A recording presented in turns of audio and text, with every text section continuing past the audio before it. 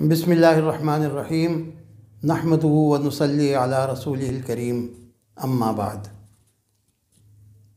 ناظرین کرام، آپ دیکھ رہے ہیں دادا اسلامک چینل اور میں ہوں عزیز الحسن۔ ناظرین کرام، آج کی ویڈیو میں آپ کو یہ بات بتانے کی کوشش کروں گا کہ داعیان حق یوٹیوب والے جو ہیں وہ آپ کو کس طریقے سے غلط دلائل دے کے، غلط تشریح کر کے راہ سے بھٹکانے کی کوشش کرتے ہیں اور غلط راستے پر لے جاتے ہیں۔ تو سب سے پہلے آپ یہ ویڈیو ملاحظہ فرمائیے۔ یعنی قرآن کا پرائمری مقصد اس کی تلاوت کرنا نہیں ہے، اس کو چومنا چاٹنا نہیں ہے، بلکہ سمجھنا ہے۔ یہ ویڈیو آپ نے ملاحظہ فرمائی، اس میں یہ کہہ رہے ہیں کہ قرآن کریم کے نزول کا بنیادی مقصد جو ہے وہ اسے چومنا چاٹنا نہیں ہے۔ اب یہ دیکھیں، آپ یہ کتنا غلط انداز بیان ہے۔ یہ پیرایا جو ہے یہ کوئی اچھا پیرایا نہیں ہے کہ چومنا چاٹنا، یعنی بالکل ہی اس سے بدظن کر دینا ہے، اور تلاوت کرنا بھی اس کا مقصد نہیں ہے، بنیادی مقصد یعنی، اور اس کا بنیادی مقصد اس کو سمجھنا ہے۔ تو میرا سوال اس پر یہ ہے کہ کیا یہ بات لازمی ہے کہ اس کو پڑھ کے اس کا ترجمہ اور تفسیر سمجھی جائے اور پھر یہ جانا جائے کہ اللہ تعالیٰ نے ارشاد فرمایا ہے کہ جھوٹ بولنا گناہ ہے؟ لیکن اگر اس کو اس طریقے سے پڑھ کے نہ سمجھا جائے اور کوئی کسی کے بتانے سے مان لیا جائے، علماء کرام ہیں، کوئی آپ کو یہ بتاتا ہے علماء حق میں سے کہ قرآن کریم کا یہ منشا ہے، آپ سے یہ مطالبہ ہے، اور آپ اسے مان لیتے ہیں اور وہ ٹھیک بھی ہے، تو کیا اس پر کوئی وبال ہے؟ یہ ایک سوال ہے۔ اور آپ دوسرا کلپ ملاحظہ فرمائیے۔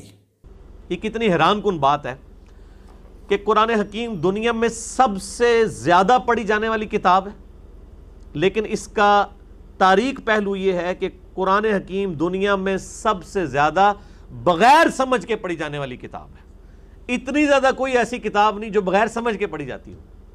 یہ آپ نے ملاحظہ فرمایا، اس میں فرما رہے ہیں کہ حیران کن بات یہ ہے کہ سب سے زیادہ پڑھی جاتی ہے کتاب، اور یعنی اس کا تاریخ پہلو یہ ہے کہ سب سے کم سمجھی جاتی ہے۔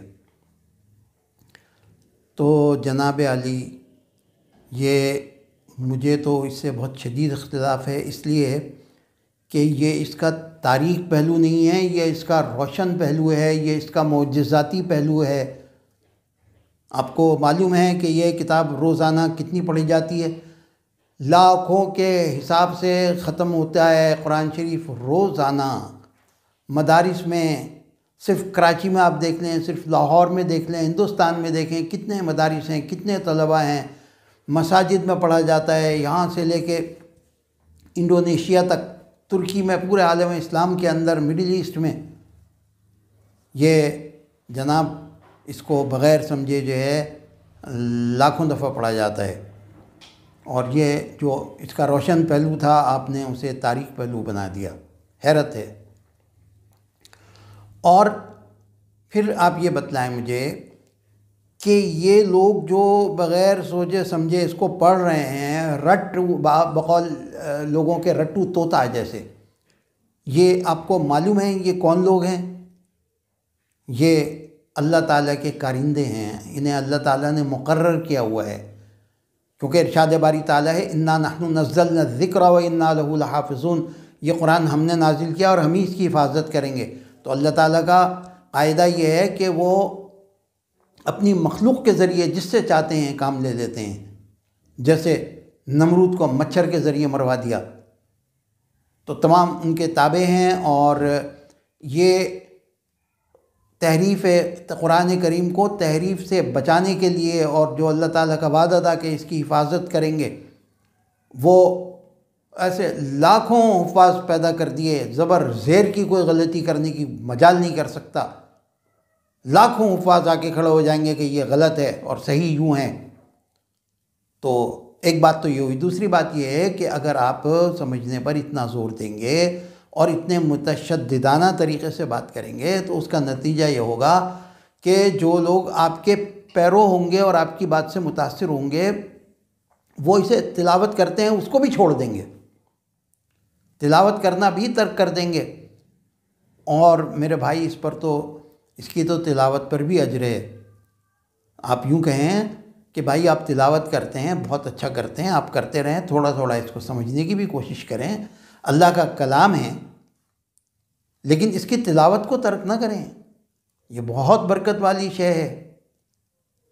تو یہ تو 2 کلپ میں نے آپ کو سنوائے، اور ابھی جب میں یہ ویڈیو ریکارڈ کرنے کا ارادہ کر رہا تھا اسی وقت جو ہے میں واٹس ایپ پر ایک پوسٹ آئی، تو میں چاہتا ہوں کہ وہ پوسٹ بھی آپ ملاحظہ فرما لیں۔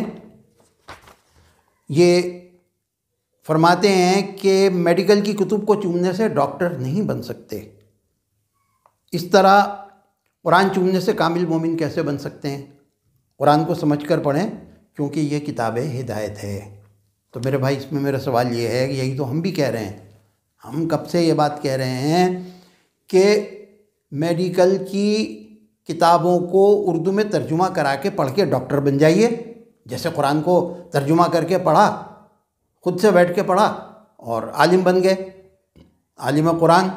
تو میڈیکل کی کتب کو ترجمہ کر کے آپ پڑھ کے ڈاکٹر بن جائیے۔ جب وہ بات کرو تو وہ کچھ اور بات کرنے لگتے ہیں، اور جب یہ بات کرو تو کچھ اور بات ہونے لگتی ہے۔